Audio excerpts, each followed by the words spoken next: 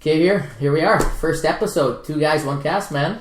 Finally, we kind of put it out there that, hey, we're going to put this thing out, and then all of a sudden it ended up being like 10 days before we put it. Buddies of ours giving us the gears here about getting it out, and finally, 1 episode here. So, here we go, man. And, I don't know, I think we just, man, like, you seem like you're pretty geared up for podcasts. You seem like a prototypical podcast guy, I think. Yeah, well, I listen to a lot of podcasts and like a lot of MMA. So well, you pretty much know like MMA better than fucking anybody I know, I think. Yeah, I pay attention to a lot of MMA. So and I think one of the things is like we got a pretty good local scene around here. Like we may as well just, I don't know, kind of put it out there and have fun with it, talk about some of the local fights and things like that, and then obviously talk about, big time MMA and things like that. So, yeah. I think that's kind of like one of the things we'll have fun with the show is just, I don't know, bring some buddies on from the gym and things like that. We got, access to guys who are very good around here, some pretty high-level guys that we got, and, maybe bring them on as a guest here and there, talk about training and things like that. So, and, man, I don't know, like, you seem like, I don't know, I could see you being like a perfect person for a podcast. You're pretty crazy, so I'm going to throw that out there with the conspiracies and things like that. Maybe a little bit of Brian Callen personality on one side of things, but yeah, well, I think the conspiracies I'll hold off for a bit just because I don't want to turn anyone off. But yeah. But yeah, I used to be in a lot more into conspiracies, but not so much anymore. But things have changed. I'll still look into them, but I don't exactly jump on board and be like, oh, yeah. The government's trying to kill us. I think my thing is I kind of want to expose you to the world. I think people need to know that like people like you exist out there, and like that's how crazy it is. People got to know, and people who know you kind of like maybe even through the fight scene, they don't really know you that well. I think they get to know you now. Well, they might not like what they hear or see, but fuck, we'll see where she goes. Right? I'm used to that by now, anyways. So. Yeah. So man, I think we were like the goal was to get an episode out, our first podcast done before I left for. Vegas for UFC 200, right? Kind of maybe just bullshit and talk about some of the fights and stuff like that. But did you end up, how'd you do on your picks? Did you kind of like see how you... I didn't write any picks down. No? I had a few in my head there. Yeah. Usually when I write picks down, I don't do very well. Yeah. Like most people anyways. Yeah. But, like you were actually down there in Vegas this time, right? So. Yeah. Well, yeah, it ended up happening pretty funny. Like my buddy, we just kind of threw it out there about getting... about going down, and it just happened to be, I don't know, maybe a month before the fights went down, and shortly actually, a couple of days before the tickets were released, and he just said, hey, what do you think about UFC 200?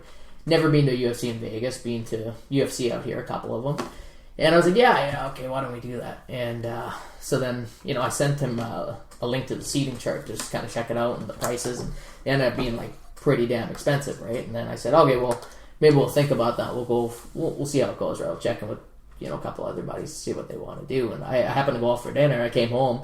He's like, hey, yeah, I bought 4 tickets. Hope you're not mad. Pretty damn expensive. And I was like, I guess we're going, So, it's, hey, if you were to think about like a UFC card to go in Vegas, like this was the one, you know? For so sure. This was the one. So, well, yeah, it's 3 cards. Yeah. International Fight Week. Yeah. I imagine there's celebrities out there like crazy. You know what's funny is like that was the one thing I didn't see like any like celebrity. Oh, really? And like we were considered like fighter celebrities, like kind of we're pretty stoked to see fighters and things like that.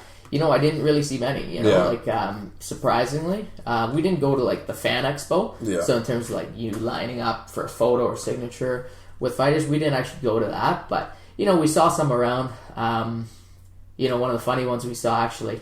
So we ended up going down to Vegas. We only bought tickets for 200, right? Yeah. So we went down and like probably an hour and a half before the show started, or actually the show had already started, the fight night with Dos Anjos and Alvarez. So we went down and we're like, you know what, let's just go check out tickets. So the show started, we actually went to Will Call, and they're like $75, plus tax, ended up being $90 for tickets for let's go, right? So we got in there by the time like I think the main card was on, and it was pretty cool, man. Like the first time in like the Mandalay, or not Mandalay, MGM Grand Garden Arena, right? So it's pretty small. So if you've seen like some of the local fights, River Rock, Hard Rock, like casino, pretty much like that, except it just wraps right around there. So it's, man, if I almost wish they didn't build this new arena, because go back to Vegas for fights, they're never really going to do them at the smaller arenas. Yeah, right? they can sell a lot more tickets, make a lot more money. Exactly. Unless they're fight nights, I think, or TUF finales. I think for the fight nights, they use a smaller cage, too. They do. They don't use the same size. Yeah. So. But, like, for venue and for where we are, we were, like, near the top of where it was. It was, like, you couldn't ask for better seats. You can see right in the cage. It was awesome, right? So, yeah, that was pretty cool. So we just kind of pulled the trigger on that. And, man, like, I'm trying to think who some of the fights were on that. But, like, let's say, well, I could say it was Joseph Duffy versus Mitch Clark. Yeah. You know what? It was pretty crazy. What do you think of that? Well, I thought it was Joseph Duffy looked awesome. Like Mitch Clark hadn't fought. I think it was 15 months. He hadn't fought. It was 15-month layoff. Yeah. And Joseph Duffy's been pretty active. He's been pretty consistent. Yeah. I think he lost to Donald Cerrone his last fight. So he's coming off that. Yeah, exactly. So yeah, I mean, like Mitch Clark, I don't really know a lot about him though, right? More of a submission guy. Yeah. Doesn't have very much stand. He's from Alberta, right? Yeah. Sure he is. Yeah. I think he lives in. I'm not sure where he was born, but he lives in Alberta. Yeah, so, I mean, that was pretty wild. Like, what was that, like a 30-second fight? I think he dropped him. 25-second rear naked choke. Yeah. Pretty unreal. Yeah. And you know what? Like, we got there, we had a bunch of drinks and all that, right? So, we got there, and I can't remember some of the earlier fights on that card, but, like, I think, obviously, the main one, Alvarez and RDA, right? Yeah. Like, who the hell would have thought that would have happened? Yeah, I would have never guessed that. Like, would you have ever picked No, that was probably one of the bigger upsets over the weekend, obviously, for sure. Yeah. Like, going in, like, Alvarez is super confident, like, but... Of course, I mean... Like, I was like, I didn't think that would happen for sure. Yeah. Like, what's funny is Alvarez was, like, one of my favorite fighters outside the UFC for a long time, watching him in Bodog, and I remember watching him Bodog in Vancouver, and I saw him, and I was like, that's what I want to fight almost, right? He was a banger, and you see him, those epic fights with Mike Chandler, right? Yeah. And the guy's a beast, and they came over to the UFC, and, who did he fight? He fought, I think, Cerrone right off the bat. Yeah. Right? Yeah. And then I think he lost to Cerrone. Yeah, he lost to Cerrone, and then he fought Melendez. Yeah. That was a close fight. He fought Pettis in, like, he just tried to RDA Pettis. Yeah.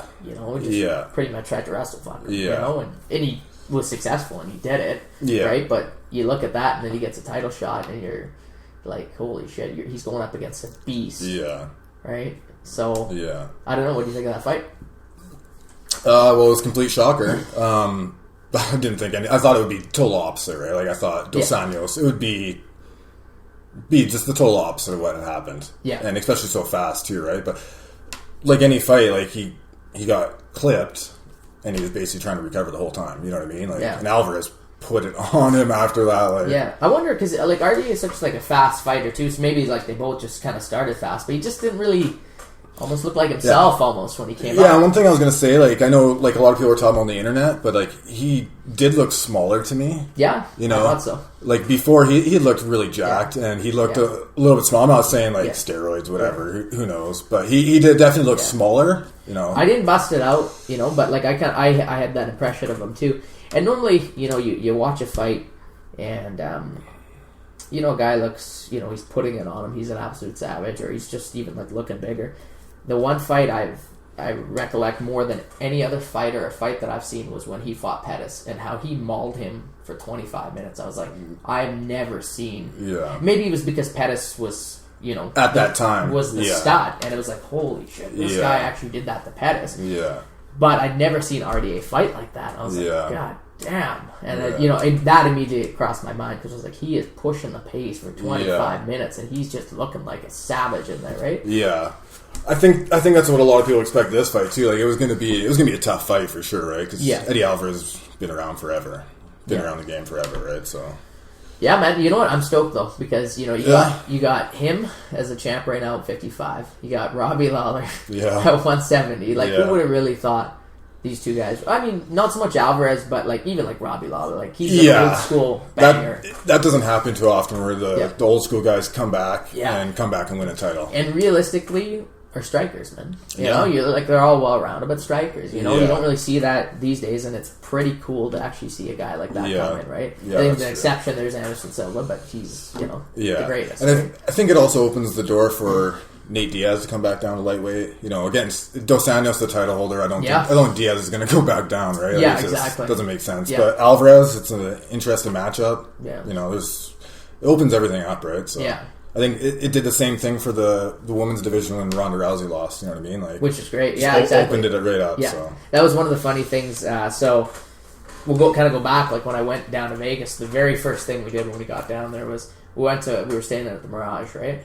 And so we went there and we looked at the check-in line and we're like, that's not happening. So we just threw our bags at like the bellboys where you can just check in your luggage. We didn't check in. Yeah. And we cabbed it right down to at the T-Mobile Arena, right? Okay. So that's where the presser was going down. And we got there like probably 20 minutes before it was scheduled to start. And we were sitting there for a while and then that John Anik comes out and he says, hey, sorry for the delay, guys, because we're waiting on like an extra half hour right now. And he's like, yeah, just Nate and Connor actually haven't arrived yet. Yeah. And so that was pretty funny to see. Yeah. But you were saying, what were you saying about Nate? I'm trying to remember how I just got onto that. Just kind of got off topic. Oh, about him dropping back down to lightweight, opening it up for him? Yeah, exactly. No, this is how I got onto it because they played a trailer for like Misha's fight, for her upcoming fight with Nunes, right? And Dana White is narrating it, right? And he's saying in the background, he's like, and Misha Tate, you know, the most dangerous woman in the world, takes a pause behind Ronda Rousey. And it was like, she's got nothing to do with this fight, this event. Yeah. And he busted out and you heard like a chorus of boos like throughout the arena, right? So it was pretty funny, but they have to toss that in there, you know. She's like their golden girl, right? So yeah. Like I don't understand that though. Like she's the title holder. Like you think you'd want to promote her, you know? Yeah. Misha Tate could be just as popular as Ronda Rousey easily, if not more. She could be more, right? Oh, for sure. She's got the look. She's way better looking than Ronda. She's got personality. Exactly. Seems like a nice person. So yeah, I don't know. They love. Yeah. You know. So like the mics were all messed up at that press conference, right? Could you hear? It was like, pretty.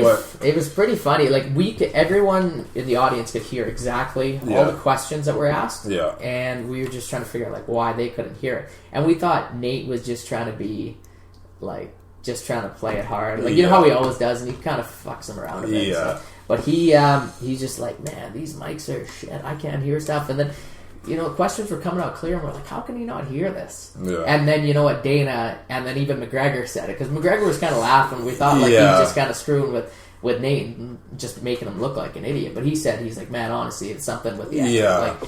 Like, I don't know. I could see that being a new arena. Yeah. You know, I don't know if UFC has anything to do with that arena or anything, do they? Like, I don't think so. I think it was just brought in for the hockey team that was there, right? Makes so sense, I don't think so. But obviously, they probably had a good hand in pushing that to get some big events going. Yeah, right? for sure. So that was pretty funny. The press conference was good, man, and it wasn't. You know, there wasn't like a lot of like build up. Like they weren't like chirping each other that much and things like that. But you know, like. I don't know, the atmosphere was pretty cool. And Nate was just sitting there, like, he'd answer a question, he'd put the mic down, he'd pick up his phone, and he'd just like this. And you know what? But, like, and he wouldn't, like, one of the guys asked him, they talked about, because at this time, Anderson Silva hadn't stepped up. Oh, okay. Right? So Cormier was without a fight. They asked Dana, he said, I'm working on it, you know? And Connor's like, I'm in shape, you know, for 200, right? And he's like, what about Nate over there? And then Nate didn't really hear the question or what Connor said, so he was trying to say about how his boy, I'm not sure his name. Oh, Chris Avalar or something like that. Because he was fighting, I think... what's his name? I can't remember his name. Yeah. McGregor's teammate. Yeah, exactly. He was... Oh, was he fighting his teammate? Yeah, it's Nate Diaz's teammate is fighting one of McGregor's teammates. Oh, I didn't even And apparently, the rumor was they tried to have Nick Diaz fight Gunnar Nelson on the same card. Nate Diaz and have like kind of like a their team versus their team type thing, but I don't think Nick wanted to fight on the same card as Nate, so I guess it didn't happen, right? So. And I don't even know if Nick's really doing like training and all that. I don't really know. Well, like I think Nick wants big fights. Right? Gunnar Nelson's obviously a top guy. Yeah, he wants. No one knows who he is though. You know what I mean? Like you gotta set that guy up with some top fights. Yeah, for sure. Yeah, and. So that was the press conference there, and so it didn't really, blow you out of the water or anything. They weren't going at each other, but it was good time to be out there. It was fairly short too. It was only like 20-25 minutes or something. Oh yeah, something like that. So I mean, Nate was funny, and it was actually funny because I can't remember if it was that night when we went to get tickets from Will Call for the fight night, or if it was the next day. I'm pretty sure it was that night. we're sitting there at will call, and all of a sudden, guys are like kind of yelling out, and we look over, and Nate Diaz is walking by. He's got his hood on, his backpack. He's just chilling, walking by, just looking like how you would expect him to look, right? A few guys taking photos with him and stuff, but it's pretty funny, man. Like, he rolls just completely different than Connor does, right? Was he by himself? He's by himself. Oh, really? Yeah. He just had his hood on, just trying to walk out, right? Because that one press conference they did the first McGregor fight, he had like 20, 30 guys with him. Tons of guys, right? Actually, one of the funny points, too, about the press conference, too, was Ariel Helwani. When he stood up to ask his first question, before he starts asking, he gets like the chorus of cheers in there, man. So that was pretty funny to see. And I guess just because Dana was taking the questions, and so that was pretty funny. But who knows? I ended up seeing him too as we were in the MGM. He just walking by, just looking like he was rocking sweats and all that. That's ready for Ariel.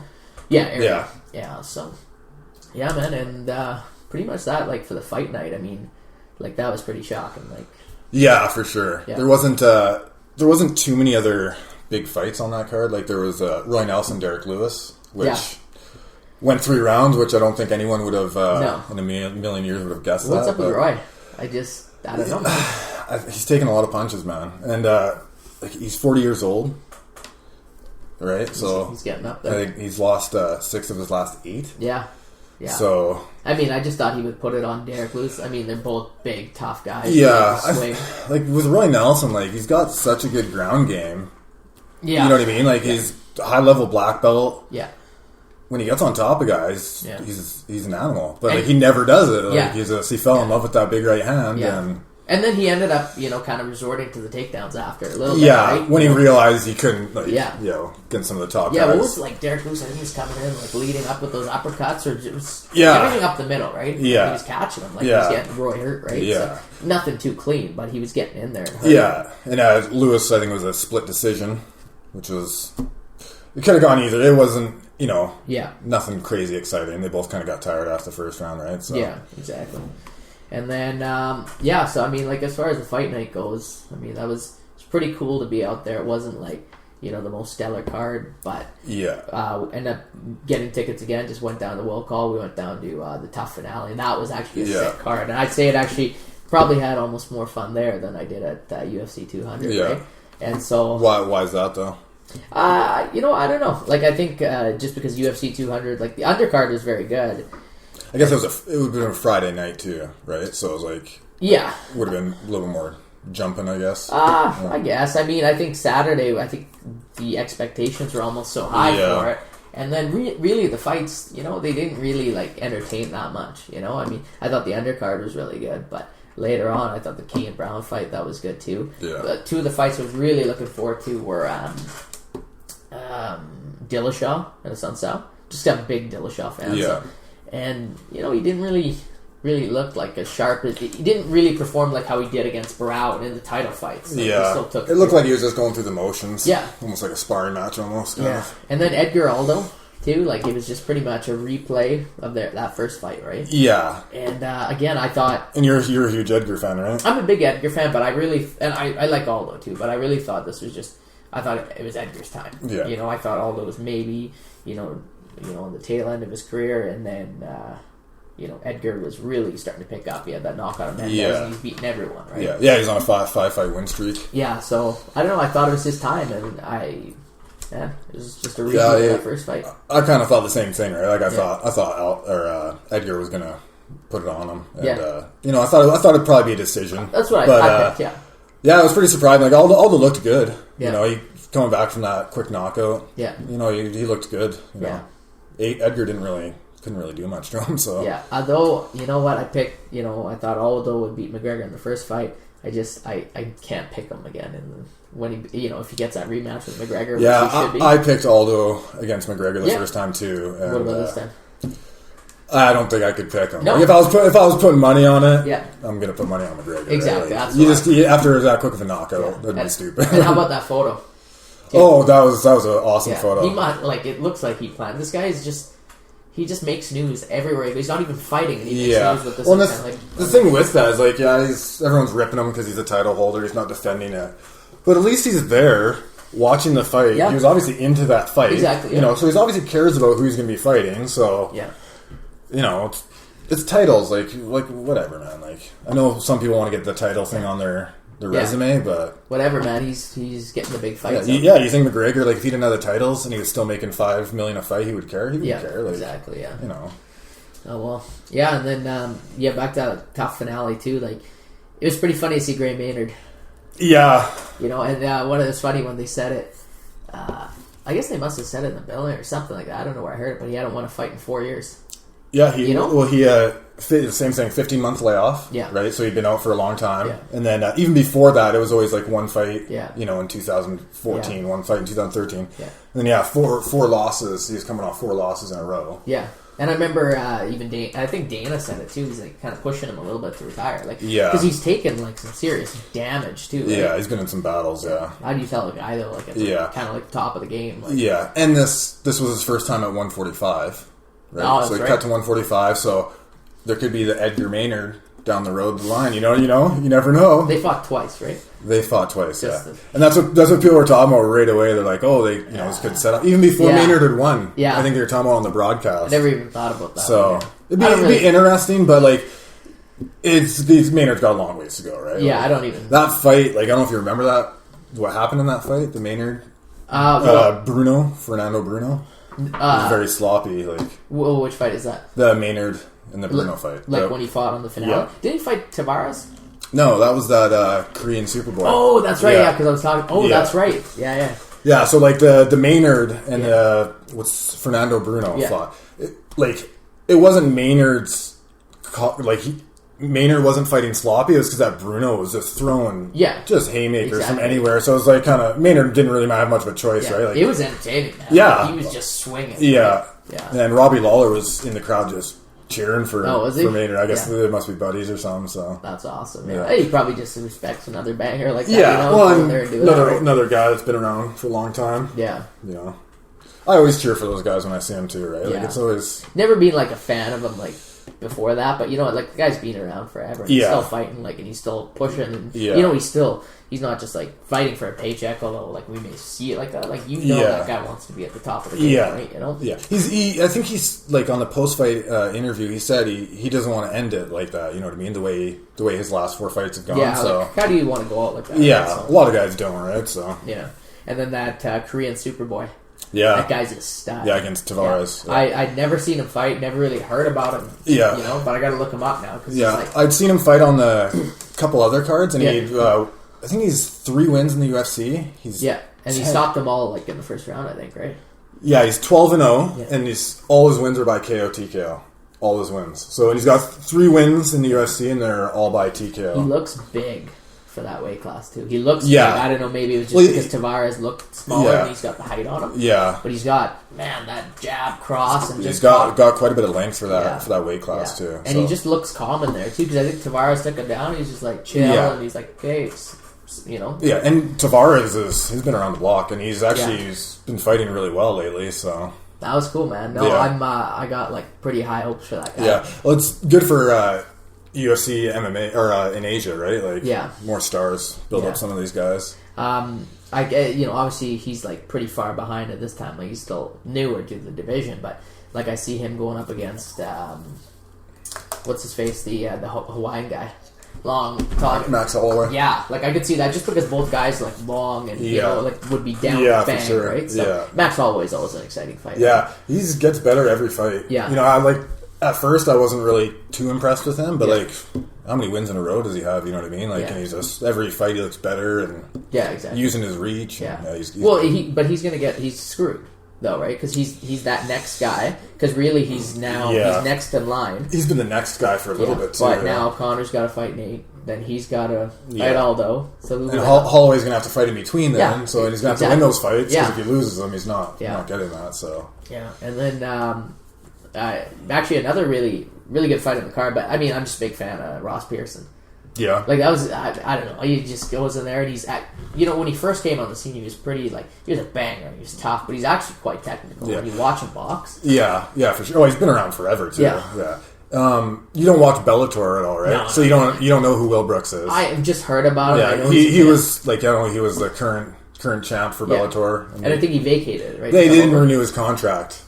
They tend to do that. Like, they did that with think they did that with Hector Lombard, Ben Askren. They tend to do that. So what do you mean, like Bellator? Well, he was still the champ. Yeah, they chose not to renew his contract. They let him go. They released him out of his contract, and literally a couple days. Because he wasn't the most. Most of his wins are by decision. He's a good wrestler. You know what I mean? He's got decent striking, but he's a good, strong, top wrestler. Yeah. So I think it was kind of like the Askren thing. Yeah. He's not the most exciting fighter, and not too many guys are going to beat him. Okay. So I think they just released him. UFC picked him up right away, and I think he's beaten Michael Chandler twice. Yeah. So I think Will Brooks can. He could be up there. Yeah, one or two fights, he can be fighting for a title right away. So.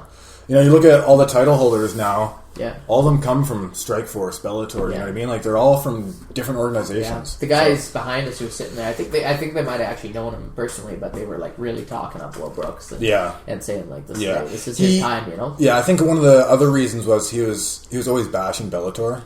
Not getting him fights and not getting him the proper fights. But isn't that like what you hear from all of those guys?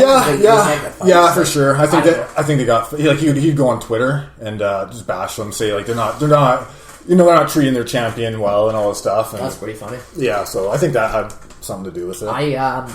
It was a close fight, but I think I would have given it to Pearson, I think. But I don't know, maybe I'd have to go back and rewatch it. Maybe I'm just kind of a fan of his and thought he took it. But I thought it was a close fight, but I thought... Yeah, I thought Pearson, it was close too. I thought Will Brooks snuck it out. But like the close fight is like... It just depends on who's watching it. You know what I mean? Like, if a wrestler's watching that Will Brooks and Ross Pearson fight, you know what I mean? Like, I guess so. You know, or jiu-jitsu, whatever. Like, I mean, UFC 200 was...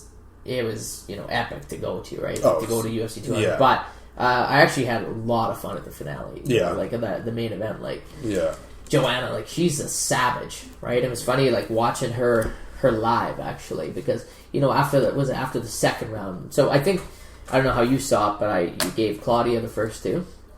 And then, obviously, Joanna the last two, right?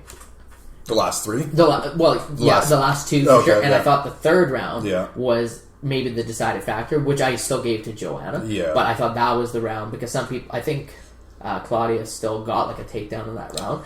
Yeah. But it was like kind of the turning for Joanna, and she turned it up on that round, and she won that round. I definitely thought. I think it was great scoring. Yeah. The last three I gave to her. Yeah. I just think like with like the takedowns, like just in general in MMA fights together too, like Claudia took her down, but like literally didn't do anything and like couldn't hold her down, couldn't really do much. So it's like, she got a takedown, I guess. I guess you consider that a takedown, but like to me, it's like you get that takedown. I stand up and I punch you in the face like 4 or 5 times. That negates that takedown right away. Right? They should do that because that's what I was saying to that about that round was let's say Claudia was on top most of that round. Let's say Joanna started putting it on her. Yeah. But let's say one judge gave it to Claudia based on those takedowns, and you look at how those last 2 rounds went, and at the end of the fight, that's a fight. Yeah. You see like Claudia's face, and you look at Joanna, and she's fresh, and she's shit kicking her. Yeah. And let's say you gave a decision to Claudia, like how wrong is that? Yeah. Well, they've done that before, though. Yeah. Right? Exactly. Look at GSP and Hendricks, right? Exactly. So, right. So, but yeah.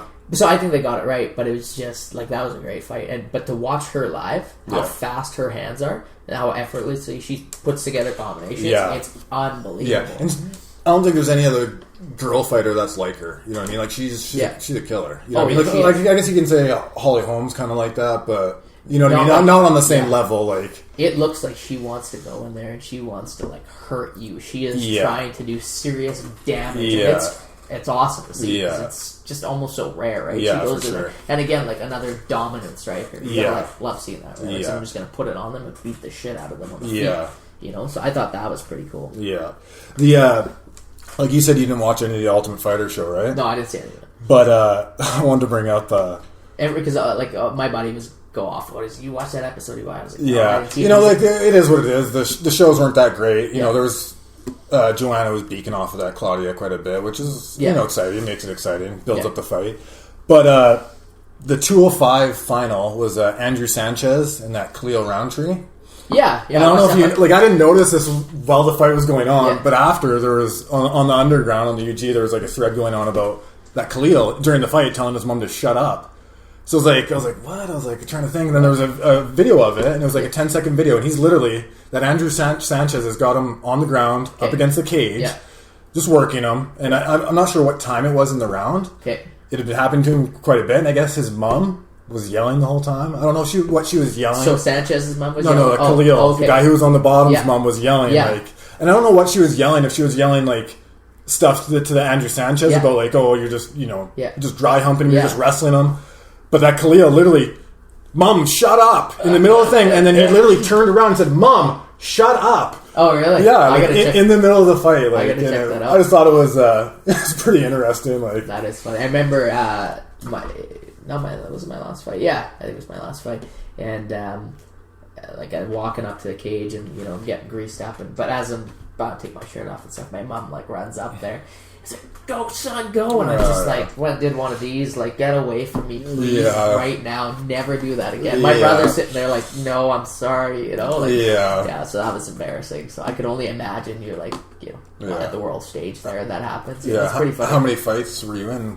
Was that that was amateur, obviously, right? Where what? Where your mom did this? No, it was my last fight. Oh, your last fight? That was your last fight? Yeah, exactly. Oh, wow. It was a pro fight. She came up there and did that. I'm just like, no, Mom, don't ever do that.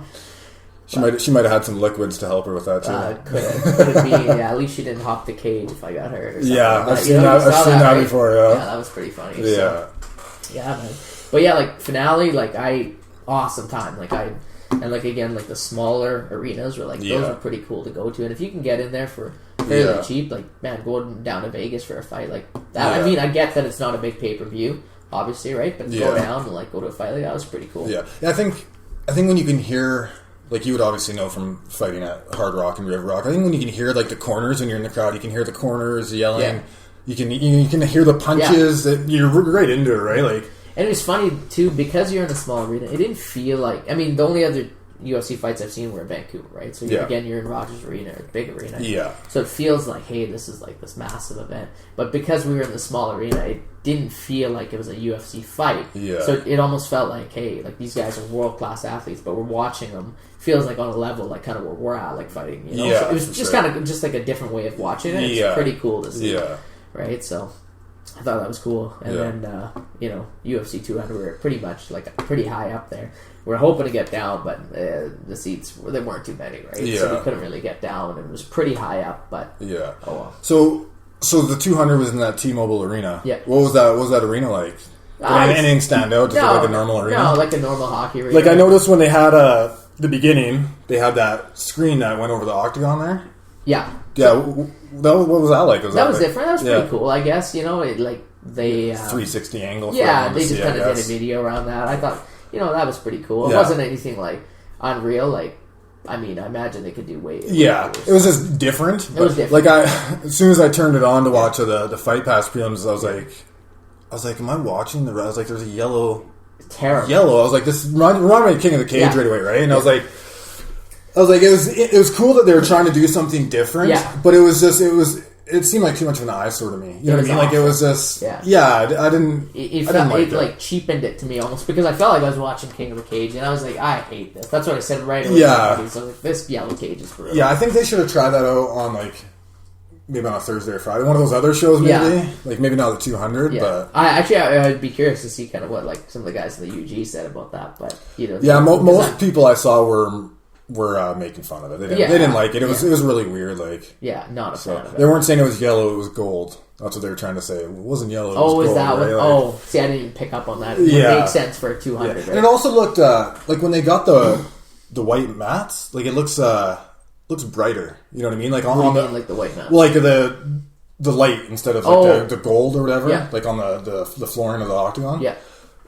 Like, it looked really dark, just because, like, it was gold, it was really dark, and then when they have it lighter, it looked just so much brighter. Like, I don't know. Yeah. Just maybe on TV. Yeah, I don't know. They tried doing different things, right? Yeah. But I don't know. I was not a fan of that. Yeah. So, whatever. Hopefully never again. Yeah, I'm not a fan of all the logos either. It's kind of much. The big monster logos and all that stuff, but... That's what they it's what they always have, but it's just, like, it seems like it's getting a little too much. Yeah, I guess so. So, like, they're talking about, like, in other sports, doing it on jerseys next year, right? Like...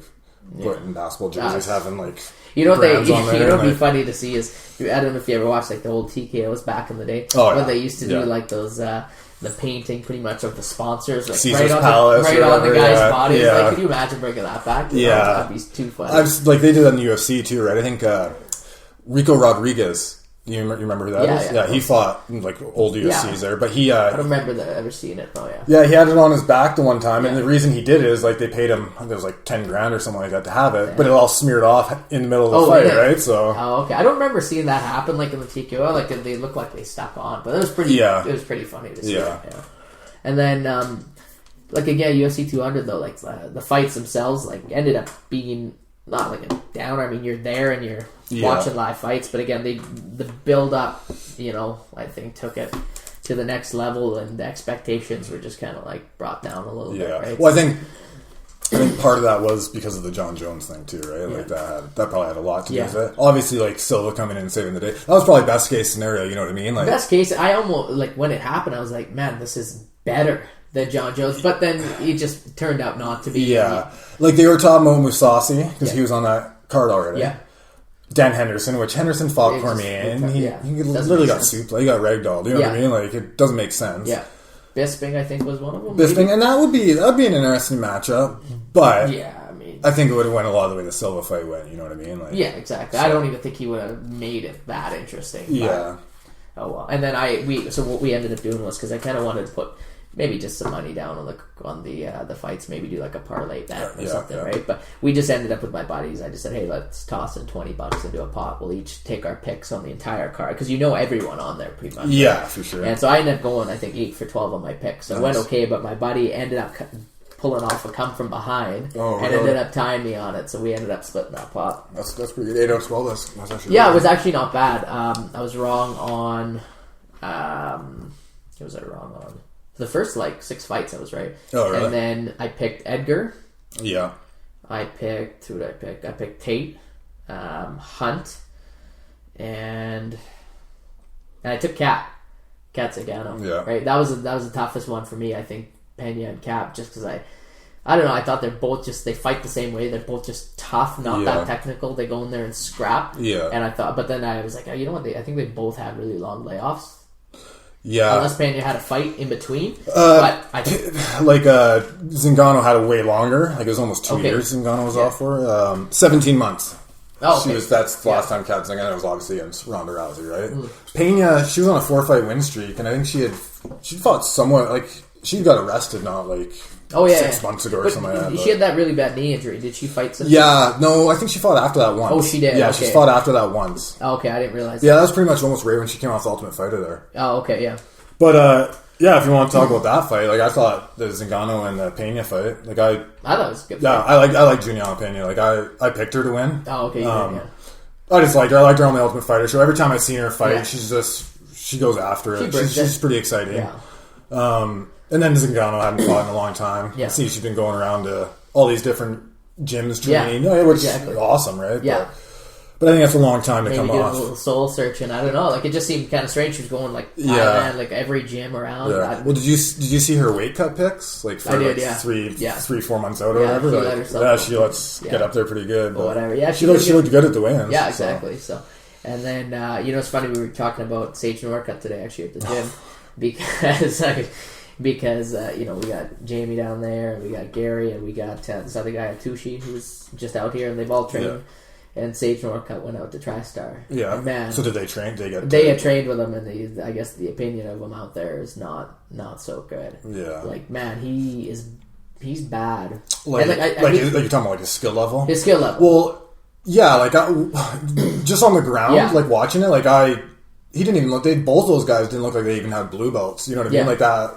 It was pretty amateurish. I picked Sage to win just because I assumed they would give him a person for him to beat. And you don't even know who this guy is, right? So, that's what I mean. They figured they gave him a no name, he's going to beat him. Exactly. But you know what? I don't want to hate on the guy because he's young, and I think he can be awesome. Yeah. I just think that they've rushed him into the spot, and if they keep giving him feeder fights are maybe your first 1 or 2 at the UFC, but even still, before the UFC, I don't think he's shown that he's at that level. Oh, definitely not. Yeah. And one of the things the purses came out. I don't know if you saw that. Yeah, I saw that. Yeah. Sage made $100,000. Dillashaw made $50,000. Yeah. That's a former champion. That doesn't make any sense. No. Dana White had said before, he's like, if I pay all my fighters millions of dollars, I need these fighters to be hungry. You know what I mean? I can't be paying them. How does that make sense? And then you pay Sage Northcutt $100,000. Yeah. He's a rich kid as it is, which whatever. Yeah. no biggie. Like, more power to him. Yeah. But, like, how does that make sense? Like, I saw a good post today, and it said, like, hey, great job for Sage Northcutt making $100,000. Too bad for Dillashaw, though. In the sense saying, like, hey, it's good that there's a level set there of $100,000. Yeah. But Dillashaw should be getting paid at least twice as much as Sage, you know? That's just the way I think where'd you see that? Someone say that? I don't know. I saw it online today. Oh, okay. So, yeah, so, I don't know, man. Like, I just think he's not good. Like, his grappling level, I think he's not good. And then, like, I find that he's fake. You know what I mean? Like, he gets on the interview and he's like, oh, I want to thank Fight Pass. I want to thank this. Like, I almost feel like he's not fake. That's just kind of how he is. But he just seems kind of like a sheltered person. Yeah. And well, do you know, like, in the spotlight? You know much about his dad? I don't. I've heard like a lot of stories about him, like a little steroid deal and things like that. I don't really know. Yeah, he got in trouble for smuggling drugs and apparently with steroids. Like, it was quite a long time. He was ago, in his corner, right? Yeah, I'm pretty sure. Yeah. I think his dad has a big part of his training, right? That was that big thing where he was sparring with that kickboxing champion, Muay Thai champion, I heard about and all that. Yeah, and they were saying his dad was kind of jumping in there. Yeah, like, it was, I actually over speaking almost. Like, yeah, I watched the 10-minute video of them sparring because they put it out after that his brother, Sage's brother, recorded, right, to try and say like, oh, what this guy said wasn't actually true. To his defense. Yeah, so I watched a 10-minute video and it was basically like just a sparring match. Like, it looked like Sage was actually sparring a little bit harder than this guy. Okay. But I think this guy was Muay Thai world champion. He was just kind of didn't want to hurt him. Yeah. But then after it was like 9 minutes. They took a break in between the round. Someone came up and talked to that Muay Thai guy and was saying something to him. I don't know if he was telling him like, oh, you know, you should do this against Sage, you know, maybe work this. And right away you can hear his brother. He's like, Dad, and then he shuts the camera off. Oh. So I don't know if maybe they thought like, hey, you know, start putting it on this guy. You know what I mean? Maybe they thought he was going to try and hurt Sage or something. But it was interesting. But it's like, did it look more than like a coach just giving his guy? No, I honestly didn't even hear his dad say anything. No, I mean like. No, it just looked like the one guy was hitting the bag. Yeah. And while he was hitting the bag, he was watching the sparring going on, right? And then the round ended, and so he's obviously buddies or teammates with the guy. Walked over and just looked like he gave him a little bit of advice, right? Like, like instantly, as soon as he said that, you can hear his brother saying, he's like, Dad, like calling him over, and then he shuts the camera off. So I honestly think they were worried that the guy was going to start to like maybe go hard on him or something. Funny. They didn't want that in film, but maybe that's the part. Where all the shit happened. But, and his brother's defending him. I don't get that. Well, his brother's going to defend him no matter what. Yeah, of course. So, I don't know. Like the guy said, like Sage didn't want to spar very hard or something. But to me in the video, it looked like Sage was sparring harder than the other guy. So I don't know. Like I think he's like a nice guy. And I don't really see him being like that fake. I think he's like a young guy who's excited to be in that spotlight, and good for him. Like if you were given that opportunity, you just take it. I just think it's strange that they've brought him into to the world's best organization, and are giving him fights on, like, let's say the biggest card here, and are giving him fights for him to win, and he's not really living up to the hype a little bit, right? Yeah. So I don't know. It was just I'm not like a hater of him or anything. I think it's more just like I think other guys are maybe more deserving. Yeah. I'd say it like that. The thing with having him, say, fighting these fights, you're bringing in guys who probably shouldn't be in the UFC either to fight him, you know what I mean? So whatever, it is what it is, No fault on him. Yeah, exactly. Yeah, he's doing what he should be doing, right? Yeah, exactly. He's cleaning up, making some money, right? Winning the fights that they're putting in there. It might not be the most exciting or the most clean fights, but... See who they give him next, right? Yeah. It's interesting because you basically get to see the guy grow up right in front of... Yeah, I guess so, yeah. Yeah. What do you think Lozon, Sanchez? Who'd you pick? Well, my heart was with Diego. I wanted Diego to win, right? Like, usually every fight I want Diego to win, and halfway through I'm like, fuck, man. He's so stupid, though. He drives me nuts. Like, I just look at him, I just picture him being one of those guys who just... I don't know, he's just so weird in the gym, I could imagine. His teammates don't even want to hang around him. Like, he's fun to watch, Well, they put out a stat that he's taken the most punches to the head, or most strikes to the head by any UFC fighter ever. He's got over 1,000 or something like that. So, and like you hear him talk, and you kind of see. Yeah, I do feel a bit bad for him in the sense that where you can, he trained his ass off. And he trained his ass off for every fight. The fact that he was going to be on the biggest UFC card, he's going to be with his teammate John Jones, and you know, it probably meant a lot to him, right? But Yeah. you know, I'm a big fan of Joe Lozano. I just like his style. I like not like necessarily his fighting style. He's very exciting to watch, but he just how he conducts himself. Yeah. And you know what I like too? I love seeing, you know, a guy like Joe, who, you know, he didn't make it to the championship level necessarily, but you know, he's always kept his job in the UFC, and every fight that he goes into, you know, like it's going to be good. Yeah. You know, and so he's made a living being a fighter. Yeah. You know, and always putting on good fights. So I'm a big fan of him, and I picked him to win. Yeah. Yeah, I thought he'd stop him. Yeah. I always liked him. He's one of the most well-rounded guys, right? Like, he doesn't look like he's got power, but he's got power. Like, knocked out Jens Paulver before. Like, and like the one thing that everyone says about him is he's such a fast starter. That's his big thing. He's like, you got to be ready to scrap that guy, right? So, how did he fought Gillard, right? Melvin. That was probably a while ago. I think he submitted him too. Yeah. Because I just thought, like, after I said fast starter, I'm pretty sure he fought Gillard, and that's what his thing is. Not only is he a fast starter, that's all he's got, Gillard, you know? Like, he's got that first 2 minutes, and he fades, right? But I wonder how that went. Yeah, Diego, I don't know where he goes from here. He's lost 4 of the last 6. Oh, yeah. He's 34 years old, so... It's not like he's 34 years old and he hasn't taken much damage. He's been around for a long time. Yeah, he's fought a middleweight. You know, when he was on the Ultimate Fighter show, he was middleweight. A lot of mileage on that body. Yeah, so like I remember when he was on the Ultimate Fighter, he was just smashing guys at middleweight. Like he just ran through Kenny Florian, and Kenny Florian fought at middleweight. When he dropped to, I think, 55 was when, you know, initially when he dropped, it was like, damn, this guy's going to be a champ. I thought he was going to be a champ. Yeah, for sure. Because he was unreal. Yeah. And then, I don't know, I think he just made some weird choices, and he couldn't really settle on a weight division. Yeah. It kind of seemed like he went back to 70 and back to 55. And his fighting style, you know what I mean? Like, there's not a lot of champs that fight like him, you know what I mean? Like, but I think he wasn't quite as reckless initially. I think he was so dominant of a grappler that he changed things up and just became this guy who's like, let's go in there and slug it out. And, well, I think they got rid of Leonard Garcia out of the UFC, so I guess so. He had to step up. That spot in there, so. Exactly, yeah. And then it was funny too. I pulled up out of like Instagram or something like that, and I saw Mike Dolce post this thing, and he posted a photo, I think, of maybe a Gastelum or something about making weight, but it had like a weird comment on it. I was like, it's kind of maybe not Gastelum. No, because Hendricks missed weight. Well, I know he missed weight, but he posted a photo. Oh no, he posted a photo of Thiago Alves, right? Who is his guy, and who he's getting down to 150. And he's gonna make weight. And so I didn't really understand because it looked like a jab at someone, and I didn't really understand who that jab was at. Then later I found out Johnny Hendricks missed weight. Yeah, and it's like, man, not only like did he miss weight, does he not look like he's aged considerably? He looked like he was very like light, and so he only missed weight by a quarter of a pound. So obviously, like he got down that far, and he couldn't do that last quarter of a pound. So because you would have had those 2 hours, unless though he took. You wouldn't assume that he just didn't make it. No, I think he missed by like 3/4 of a pound, and then went back to cut like the end. He just couldn't do anymore, right? Like So I don't know with him, man. Like he's really short to be a middleweight. You know what I mean? Like I can't picture him a middleweight. Like.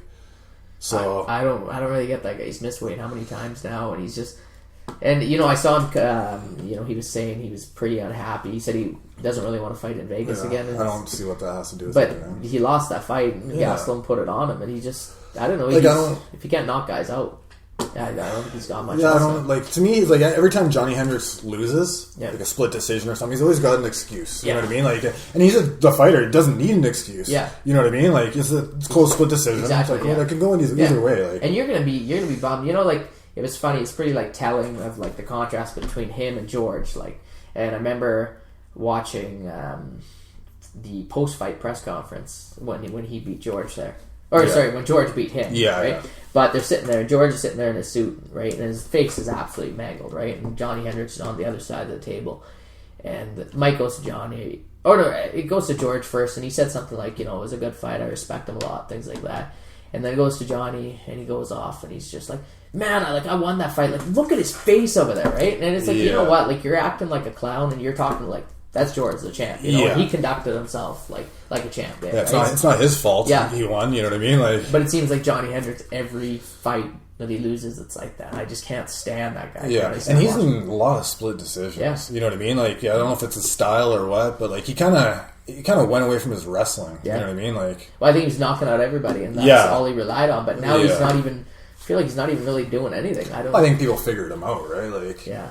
And then there's talk about him saying how he had trained with Gastelum in the past, right? Gastelum came out and said, well, like, why are you talking about that, number one? You're talking about a spar. Yeah. But two, he's like, you were fighting for the world championship at the time, and Gastelum was like one fight out of the show. Yeah, he's just going on The Ultimate Fighter, I think. Oh, yeah, something like that. Yeah. So he was. So I think that like you should have been able to beat me up and put it on me, like, for sure. Yeah, I guess so. Yeah. And man, I was happy Gastelum won that. I picked him to win. I thought he'd put it on him. So. Gastelum's good. Like, I think he's gonna be 12-2, and I think his 2 losses were by split decision. Yeah. Right? So he's good, man. if he can get his weight 100% good, for every fight, I think he ended up switching over to that George Lockhart, I think. Yeah. I believe so. Because Dolce did work with Hendricks and Gastelum. Yeah. And then they didn't want to pay him. Yeah, that's what I heard. Gastelum said I can't afford him, but then he ended up missing weight once and more. Dolce said it'd be cheaper. Yeah. Yeah, cheaper if you just hired me. Exactly, yeah. So. And then... what do you think of the Cormier fight? I know he probably didn't have many good things to say about that one. No, I wasn't like at home booing or anything. Like, I could hear all the boos and everything like that. And it, like, I don't know. Like, I've always been an Anderson Silva, huge Anderson Silva fan. So obviously, I want to see Anderson Silva stand up and beat the shit out of him. Like, obviously. Yeah.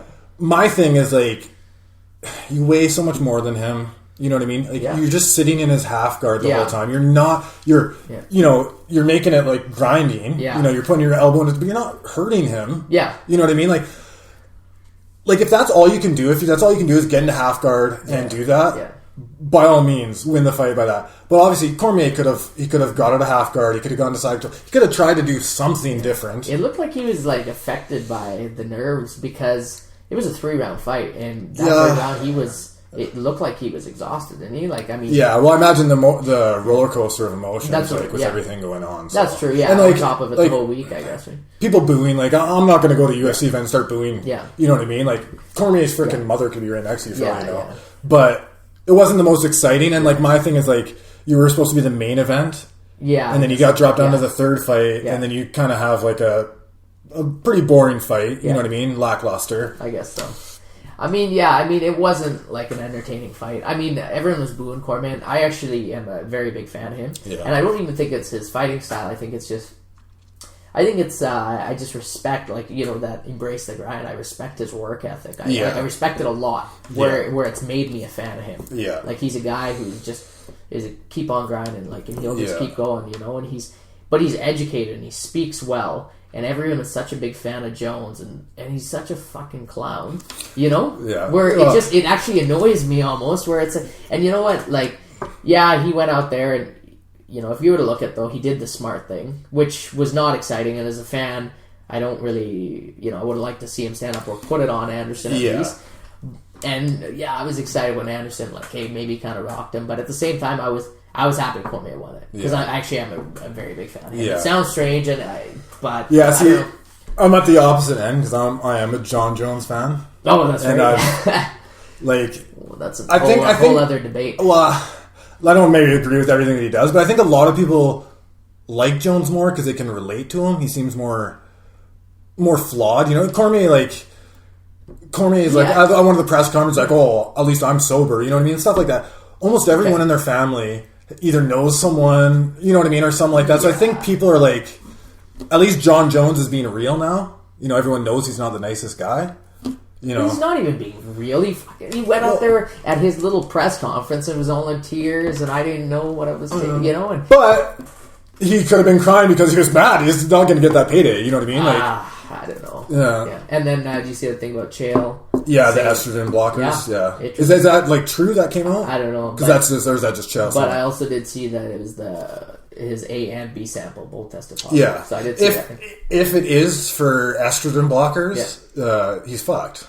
Yeah. He's gonna be fucked. Yeah. Because if it especially doing that press conference, if he did steroids, he should have came on that press conference and fucking just said it. You know what I mean? Should have just came on and said it, be like, I did it, I fucked, whatever. I think that would screw him more, don't you? Well, not necessarily, because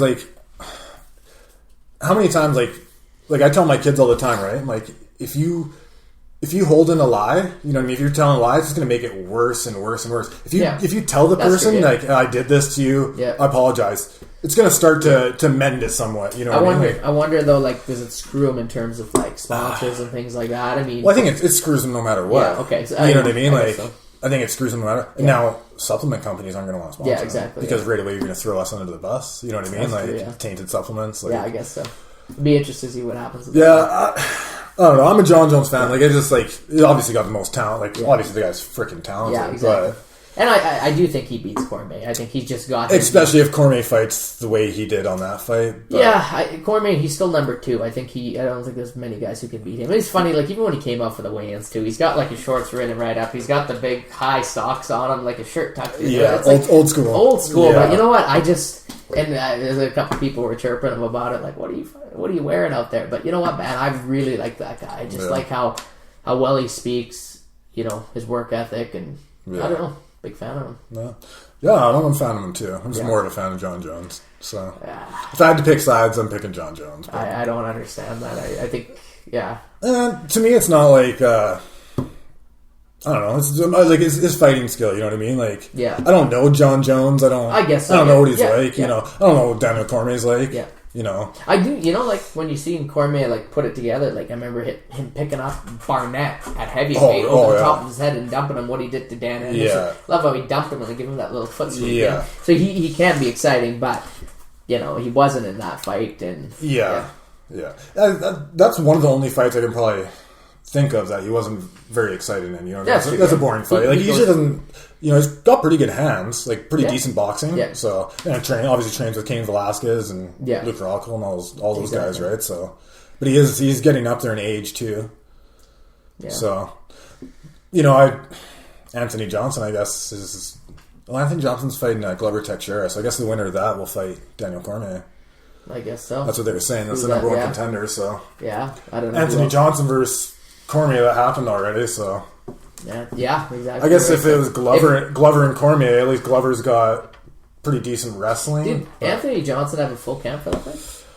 Or did he come in on short notice? No, I don't think he came in on short notice. For some reason I was thinking it was I don't think he did, but... Because that was when Jones didn't, when he got... Yeah, he got in that car accident and all that.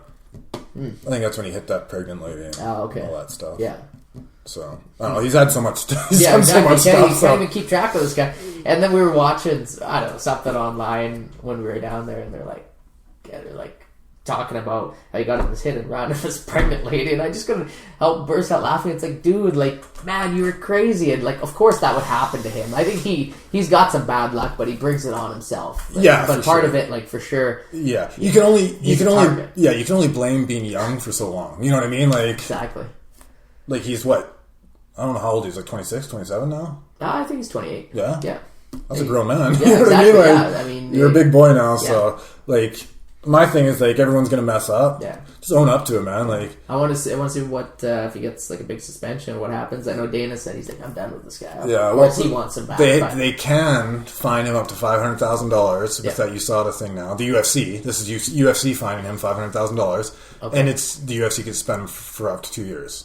Well, what about USADA? What do they do? Well, that's combined with USADA because they're all in conjunction together, right? Yeah. So I wonder if the pay-per-view buys would have taken a hit, or if they almost spiked with Anderson. I could see it. I could see it spiking because it gets a new storyline, right? So when we were walking around Vegas, everyone was talking like, "Oh man, you guys are going to those fights, but didn't you hear about John Jones?" And everyone's saying John Jones everywhere, right? Yeah. So it's pretty funny. Like, is the fight even going on? Like the whole event, right? People thought it was down. You know, people don't know what's going on, right? They just know something big. And you're in Vegas, people want to talk about it. So. Yeah, you know, like. The one thing I found weird is, like, obviously Anderson wasn't in great shape for that fight, obviously, right? Like, no training.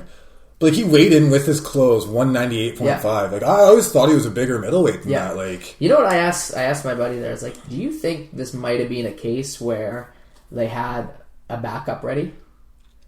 You know, he said no to me, and I just threw it out there in terms of, like, they've said before, like, how they asked Mendes, because he was ready, and they asked Mendes to stay ready. Yeah.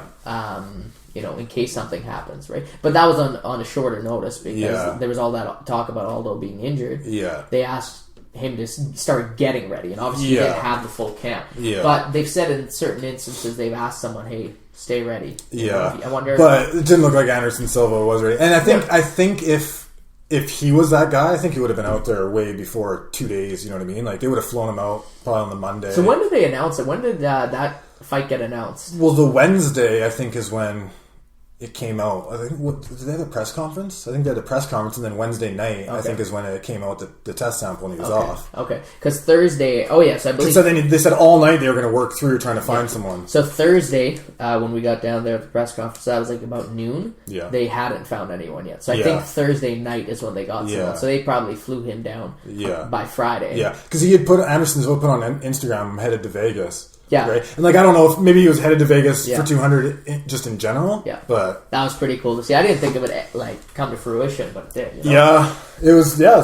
That was the best case scenario that could happen. Yeah. So I don't know, man. We'll see.